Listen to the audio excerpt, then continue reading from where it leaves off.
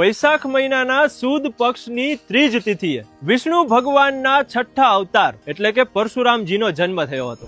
કળિયુગમાં અમુક ચિરંજીવીઓ અને મહાપુરુષો છે જેઓ આજે પણ જીવંત છે. એવા ચિરંજીવીઓમાં એક ભગવાન પરશુરામજી પણ છે. ભગવાન શિવના પરમ ભક્ત પરશુરામ ન્યાયના દેવતા છે. ભગવાન શિવે પરશુરામને ફરસો આપ્યો હતો, તેના કારણે પરશુરામજી નામથી ઓળખાય છે. અને પરશુરામજીનો ગુસ્સો એટલે એના ગુસ્સાથી ગણેશજી પણ નહોતા બચી શક્યા.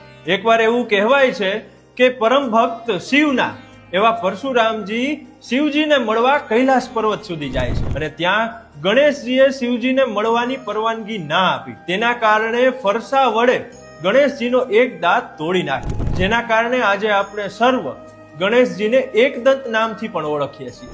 ભગવાન પરશુરામની પૂજાથી સાહસમાં વૃદ્ધિ થાય છે અને ભયથી મુક્તિ મળે છે. તો આપ સર્વેને ભગવાન પરશુરામના પ્રાગટ્ય દિવસની શુભેચ્છાઓ.